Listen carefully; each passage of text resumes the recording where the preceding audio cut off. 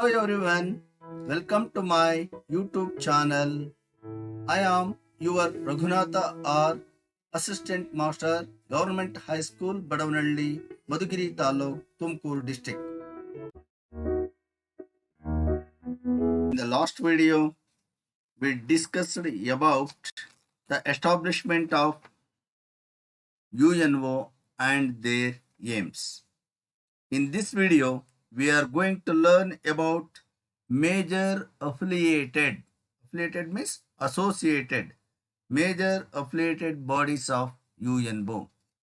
ಕಳೆದ ತರಗತಿಯಲ್ಲಿ ನಾವು ಈ ಒಂದು ವಿಶ್ವಸಂಸ್ಥೆಯ ಸ್ಥಾಪನೆ ಹೇಗಾಯಿತು, ಅದಕ್ಕೆ ಕಾರಣೀಭೂತರಾಗಿರ್ತಕ್ಕಂಥ ವ್ಯಕ್ತಿಗಳು ಯಾರ್ಯಾರು, ಆ ಒಂದು ವಿಶ್ವಸಂಸ್ಥೆಯ ಚಾರ್ಟರ್ ಹೇಗೆ ಪ್ರಾರಂಭ ಆಗುತ್ತೆ, ಅದರಲ್ಲಿರ್ತಕ್ಕಂಥ ಆರ್ಟಿಕಲ್ಸ್ ಎಷ್ಟು ಹಾಗೂ ಅದರಲ್ಲಿರ್ತಕ್ಕಂಥ ಚಾಪ್ಟರ್ಸ್ ಎಷ್ಟು, ಜೊತೆಗೆ ಆ ಒಂದು ವಿಶ್ವಸಂಸ್ಥೆಯ ಪ್ರಮುಖ ಗುರಿ ಏನು ಅಂತಕ್ಕಂಥದ್ದನ್ನ ಸವಿವರವಾಗಿರ್ತಕ್ಕಂಥ ಒಂದು ಚರ್ಚೆಯನ್ನು ನಾವು ಮಾಡಿದ್ವಿ. ಈಗ ಈ ಒಂದು ವಿಶ್ವಸಂಸ್ಥೆಯ affiliated bodies, major affiliated means associated ಅಂದ್ರೆ ಅಂಗ ಸಂಸ್ಥೆಗಳು ಯಾವ್ಯಾವು ಅಂತ ನಾವು ನೋಡಿದರೆ, UNO has 6 major affiliated bodies as per the charter of UNO. As per the charter of UNO, the UNO has 6 major affiliated or associated bodies. 6 ಪ್ರಮುಖ ಅಂಗ ಸಂಸ್ಥೆಗಳನ್ನ ಇದು ಹೊಂದಿದೆ. ಅವು ಯಾವ್ಯಾವಪ್ಪ ಅಂದ್ರೆ general assembly, security council, economics and social council, trusteeship council, international court of justice, secretariat. These are the 6 major affiliated bodies of the UNO. Dear students, now I am going to explain about one of the major affiliated body of the UNO, that is General Assembly. General Assembly. General Assembly is one of the 6 principal organs of the UNO. It is one of the major organ of the UNO. ವಿಶ್ವಸಂಸ್ಥೆಯ ಪ್ರಮುಖ ಅಂಗಸಂಸ್ಥೆ ಅಂತಂದ್ರೆ ಅದು general assembly. It consisting of representative from all the member states or member countries. ವಿಶ್ವಸಂಸ್ಥೆಯಲ್ಲಿ ಏನು ಸದಸ್ಯ ರಾಷ್ಟ್ರಗಳಿದಾವೋ ಆ ಎಲ್ಲ ಸದಸ್ಯ ರಾಷ್ಟ್ರಗಳು ಈ ಒಂದು ಜನರಲ್ ಅಸೆಂಬ್ಲಿಯ ಸದಸ್ಯ ರಾಷ್ಟ್ರಗಳೇ. All the membering countries of UNO has the membership in General Assembly. ವಿಶ್ವಸಂಸ್ಥೆಯಲ್ಲಿರ್ತಕ್ಕಂಥ ಎಲ್ಲ ಸದಸ್ಯ ರಾಷ್ಟ್ರಗಳು ಈ ಒಂದು ಜನರಲ್ ಅಸೆಂಬ್ಲಿಯ ಸದಸ್ಯ ರಾಷ್ಟ್ರಗಳೇ. Every country send 5 representatives to this body. All the membering countries send 5 representatives to the General Assembly. ಆ general ಅಸೆಂಬ್ಲಿಗೆ 5 ಜನ ಪ್ರತಿನಿಧಿಗಳನ್ನು ಕಳಿಸ್ತಾರೆ. But every country has only one vote. Every country sends 5 representatives, but the country had only one vote. ಒಂದೇ ಒಂದು vote ಅನ್ನ, ಮತದಾನದ ಹಕ್ಕನ್ನು ಹೊಂದಿರುತ್ತೆ. ಒಬ್ಬರು ಮಾತ್ರ ಮತವನ್ನು ಚಲಾಯಿಸಬಹುದು. 5 ಜನ ಪ್ರತಿನಿಧಿಗಳು ಇರ್ತಾರೆ, ಆದ್ರೆ 5 ಜನ ವೋಟ್ ಹಾಕುವಾಗಿಲ್ಲ. ಅದರಲ್ಲಿ ಯಾರಾದ್ರೂ ಒಬ್ರು ಒಂದು ವೋಟನ್ನು ಹಾಕ್ತಕ್ಕಂಥ ಒಂದು ಅಧಿಕಾರವನ್ನು ಅದು ಕೊಟ್ಟಿದೆ. The general body elects 1 president, 17 vice president, 7 chairperson for the 7 permanent committees. ವಿಶ್ವಸಂಸ್ಥೆಯ ಜನರಲ್ ಅಸೆಂಬ್ಲಿ ಏನಿದೆ, ಇದು ಒಬ್ಬ ಅಲ್ಲಿರ್ತಕ್ಕಂಥ ಏನ್ ಮೆಂಬರ್ಸ್ ಇದ್ದಾರೆ ಆ ಮೆಂಬರ್ಸು ತಮ್ಮೊಳಗೆ ಒಬ್ಬರನ್ನ ಪ್ರೆಸಿಡೆಂಟ್ ಆಗಿ ಎಲೆಕ್ಟ್ ಮಾಡ್ತಾರೆ. ಇನ್ನು 17 ಜನ ಉಪಾಧ್ಯಕ್ಷರನ್ನ ಎಲೆಕ್ಟ್ ಮಾಡ್ತಾರೆ. ನಂತರ 7 ಜನ 7 ಕಮಿಟಿಗಳಿಗೆ ಅಧ್ಯಕ್ಷರನ್ನಾಗಿ ಆಯ್ಕೆ ಮಾಡ್ತಾರೆ. ಒಬ್ಬ ಪ್ರೆಸಿಡೆಂಟ್ ಇರ್ತಾನೆ, 17 ಜನ ಉಪಾಧ್ಯಕ್ಷ ಅಥವಾ ವೈಸ್ ಪ್ರೆಸಿಡೆಂಟ್ ಇರ್ತಾರೆ. ಇನ್ನು 7 ಪರ್ಮನೆಂಟ್ ಕಮಿಟಿಗಳಿರ್ತವೆ. ಆ ಪರ್ಮನೆಂಟ್ ಕಮಿಟಿಗಳಿಗೆ 7 ಜನ ಅಧ್ಯಕ್ಷರನ್ನ ಈ ಒಂದು ಸದಸ್ಯರು ಆಯ್ಕೆ ಮಾಡ್ತಾರೆ. The general assembly meetings begin around September and continue till mid December every year. ಪ್ರತಿ ವರ್ಷ ಸೆಪ್ಟೆಂಬರ್ ತಿಂಗಳಲ್ಲಿ ಈ ಒಂದು ಜನರಲ್ ಅಸೆಂಬ್ಲಿಯ ಮೀಟಿಂಗು ಶುರುವಾಗುತ್ತೆ, ಸಭೆ ಶುರುವಾಗುತ್ತೆ. ಬಹುಶಃ ಎಲ್ಲ ದೇಶದ ನಮ್ಮ ದೇಶದ ಪ್ರಧಾನಮಂತ್ರಿಗಳು ಪ್ರತಿ ವರ್ಷ ಸೆಪ್ಟೆಂಬರ್ ತಿಂಗಳಲ್ಲಿ ಈ ಜನರಲ್ ಅಸೆಂಬ್ಲಿಯ ಈ ಒಂದು ಸಭೆಗೆ ತಪ್ಪದೆ ಹೋಗ್ತಕ್ಕಂಥದ್ದನ್ನು ನಾವು ನೋಡಬಹುದು. ಸೊ ಆ ಸೆಪ್ಟೆಂಬರ್ ಅಲ್ಲಿ ಆರಂಭ ಆಗಿರ್ತಕ್ಕಂಥ ಈ ಒಂದು ಸಭೆ ಹತ್ತತ್ರ ಡಿಸೆಂಬರ್ ಮಧ್ಯಭಾಗದವರೆಗೂ ನಡೀತಾ ಹೋಗುತ್ತೆ. ಇದು ಪ್ರತಿ ವರ್ಷವೂ ನಡೀತಕ್ಕಂಥದ್ದು. The general assembly is responsible for the UN budget. The general budget of the UNO, ವಿಶ್ವಸಂಸ್ಥೆಯ ಬಜೆಟ್ ಏನಿದೆ, ಸಾಮಾನ್ಯ ಬಜೆಟ್, ಆಯವ್ಯಯ, ಆ ಒಂದು ಆಯವ್ಯಯಕ್ಕೆ ಅಪ್ರೂವಲ್ ಕೊಡ್ತಕ್ಕಂಥ ಒಂದು ಹೊಣೆಗಾರಿಕೆ ಈ ಒಂದು ಜನರಲ್ ಅಸೆಂಬ್ಲಿಗಿದೆ. ಸೊ ಆ ಒಂದು ಆಯವ್ಯಯವನ್ನ ಮಂಡಿಸ್ತಕ್ಕಂಥದ್ದು ಜನರಲ್ ಅಸೆಂಬ್ಲಿಯೇ. Next, approving the 10 non-permanent members to the Security Council. The General Assembly approves the 10 non-permanent members to the Security Council. ಈ ಒಂದು ಭದ್ರತಾ ಸಮಿತಿಗೆ, ಸೆಕ್ಯೂರಿಟಿ ಕೌನ್ಸಿಲ್ ಮುಂದೆ ಬರ್ತಕ್ಕಂಥ ಒಂದು ಅಫಿಲಿಯೇಟೆಡ್ ಬಾಡಿ ಅದು, ಆ ಒಂದು ಭದ್ರತಾ ಸಮಿತಿಗೆ 10 ಕಾಯಂ ಅಲ್ಲದ ಸದಸ್ಯ ರಾಷ್ಟ್ರಗಳ ಹೆಸರನ್ನ ಸೂಚಿಸುತ್ತೆ. ಸೊ ಆ ಒಂದು 10 ಸದಸ್ಯ ರಾಷ್ಟ್ರಗಳನ್ನ ಆಯ್ಕೆ ಮಾಡ್ತಕ್ಕಂಥ ಅಧಿಕಾರ ಇರೋದು ಸೆಕ್ಯೂರಿಟಿ ಕೌನ್ಸಿಲ್ಗೆ, ಆದರೆ ಅದನ್ನ ಸೂಚಿಸ್ತಕ್ಕಂಥ ಅಧಿಕಾರ ಇರತಕ್ಕಂಥದ್ದು ಜನರಲ್ ಅಸೆಂಬ್ಲಿಗೆ. Also general assembly is elected the general secretary of the secretariat. The secretariat is the another major affiliated body of the UNO.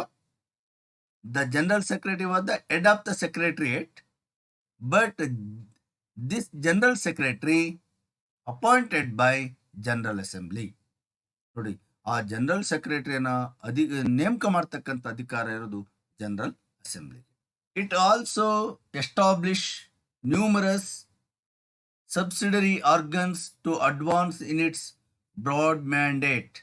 ಇದಷ್ಟೇ ಅಲ್ಲದೆ ಅನೇಕ ಒಂದು ಬೇರೆ ಬೇರೆ ಕಮಿಟಿಗಳನ್ನು ನೇಮಕ ಮಾಡ್ತಕ್ಕಂಥ ಅಧಿಕಾರ ಈ ಒಂದು ಜನರಲ್ ಅಸೆಂಬ್ಲಿಗೆ ಇದೆ. General assembly acts like a global parliament. ಈ ಒಂದು ಸಾಮಾನ್ಯ ಸಭೆ ಅಂತಕ್ಕಂಥದ್ದು ವಿಶ್ವದ ಸಂಸತ್ತಿನ ರೀತಿಯಲ್ಲಿ ಕೆಲಸ ಮಾಡುತ್ತೆ. ಗ್ಲೋಬಲ್ ಪಾರ್ಲಿಮೆಂಟ್ ವಿಶ್ವ ಸಂಸತ್ತಿನ ರೀತಿಯಲ್ಲಿ ಕೆಲಸ ಮಾಡುತ್ತೆ. ಯಾಕಪ್ಪ ಅಂತಂದ್ರೆ ಇಟ್ ಡಿಸ್ಕಸ್ ಗ್ಲೋಬಲ್ ಇಶ್ಯೂಸ್. ಇದು ಜಾಗತಿಕ ಸಮಸ್ಯೆಗಳನ್ನ ಕುರಿತು ಚರ್ಚೆ ಮಾಡೋದ್ರಿಂದ ಇದನ್ನ ಗ್ಲೋಬಲ್ ಪಾರ್ಲಿಮೆಂಟ್ ಅಂತ ಹೇಳ್ಬಿಟ್ಟು ಕರೀತಾರೆ.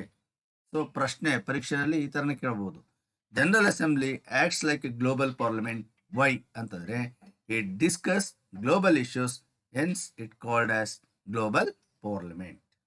Students, now I am going to explain another major affiliated committee or affiliated body of the UNO, that is Security Council. ಇದನ್ನ ಭದ್ರತಾ ಸಮಿತಿ ಅಂತಲೂ ಕರೀತಾರೆ. General assembly called as global parliament. In the same manner, Security Council is also called as cabinet of UNO. ಇದನ್ನ ವಿಶ್ವಸಂಸ್ಥೆಯ cabinet ಅಂತ ಕರೀತಾರೆ. ಅದನ್ನ ಜಾಗತಿಕ ಸಂಸತ್ತು ಅಂತ ಕರೆದ್ರು ಜನರಲ್ ಅಸೆಂಬ್ಲಿಯನ್ನ, ಆದ್ರೆ ಸೆಕ್ಯೂರಿಟಿ ಕೌನ್ಸಿಲ್ ಅನ್ನ ವಿಶ್ವಸಂಸ್ಥೆಯ ಕ್ಯಾಬಿನೆಟ್ ಅಂತ ಹೇಳ್ಬಿಟ್ಟು ಕರೀತಾರೆ. It is the most influential body of the organisation. It is very important. It is the major affiliated body of the UNO because it looked like a cabinet of the UNO. The Security Council has 15 members nation. General Assembly alli all the membering countries of the UNO has the membership in the General Assembly. But here the Security Council has only 15 membering nations or membering countries. Among them, 5 countries are permanent members. ಈ 15 ಸದಸ್ಯ ರಾಷ್ಟ್ರಗಳಲ್ಲಿ 5 ಸದಸ್ಯ ರಾಷ್ಟ್ರಗಳನ್ನ ಕಾಯಂ ಸದಸ್ಯ ರಾಷ್ಟ್ರಗಳು ಅಂತ ಕರೀತಾರೆ. ಅಂತ ಕಾಯಂ ಸದಸ್ಯ ರಾಷ್ಟ್ರಗಳು ಯಾವಪ್ಪ ಅಂತಂದರೆ France, England, USA, China, and Russia. These are the 5 permanent members of the Security Council. The remaining 10 members are elected by the General Assembly for a period of 2 years. ಇನ್ನು 10 ಸದಸ್ಯ ರಾಷ್ಟ್ರಗಳನ್ನು ಜನರಲ್ ಅಸೆಂಬ್ಲಿ ಹೇಳ್ತಕ್ಕಂಥ ರಾಷ್ಟ್ರಗಳನ್ನು ಇವರು ಆಯ್ಕೆ ಮಾಡ್ತಾರೆ. Every member has an vote to exercise, but the approval of all the permanent member is must for any decision to become operational. ಇಲ್ಲಿ ಎಲ್ಲ ಸದಸ್ಯ ರಾಷ್ಟ್ರಗಳಿಗೂ ವೋಟ್ ಹಾಕ್ತಕ್ಕಂಥ ಅಧಿಕಾರ ಇದೆ, ಆದರೆ ಅಪ್ರೂವಲ್ ಮಾತ್ರ ಪರ್ಮನೆಂಟ್ ಸದಸ್ಯ ರಾಷ್ಟ್ರಗಳೇ ತಗೊಳ್ಬೇಕು. ಅವಾಗ ಮಾತ್ರ ಅದು ಕಾರ್ಯಾಚರಣೆಗೆ ಬರುತ್ತೆ. Functions of the security council, ಇದೇನೇ ಕೆಲಸ ಮಾಡುತ್ತೆ? The Security Council strives to solve global problems peacefully. ಜಾಗತಿಕ ಸಮಸ್ಯೆಗಳನ್ನು ಅತ್ಯಂತ ಶಾಂತಿಯುತವಾಗಿ ಬಗೆಹರಿಸ್ತಕ್ಕಂಥ ಕೆಲಸವನ್ನು ಇದು ಮಾಡುತ್ತೆ. It utilize UN peacekeeping force to maintain peace and order. ಈ ವಿಶ್ವಸಂಸ್ಥೆಯ ಶಾಂತಿ ಪಾಲನಾ ಪಡೆ ಪೀಸ್ ಕೀಪಿಂಗ್ ಫೋರ್ಸ್ ಏನಿದೆ ಇದನ್ನು ಬಳಸ್ಕೊಂಡು it maintain the peace and order, ಜಗತ್ತಿನಲ್ಲಿ ಶಾಂತಿ ಮತ್ತು ಸುವ್ಯವಸ್ಥೆಯನ್ನು ಕಾಪಾಡುತ್ತೆ. It also selects the judges of international court of justice. The students here very important point, that is the security council play an important role in the International Court of Justice. How ಅಂತ ಏನಾರ ಪ್ರಶ್ನೆ ಕೇಳಿದರೆ, it also select the judges of International Court of Justice. Security Council selects the judges of International Court of Justice.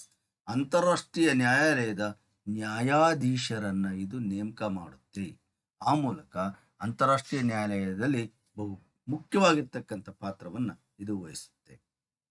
It suggests the nomination of Secretary General of UNO.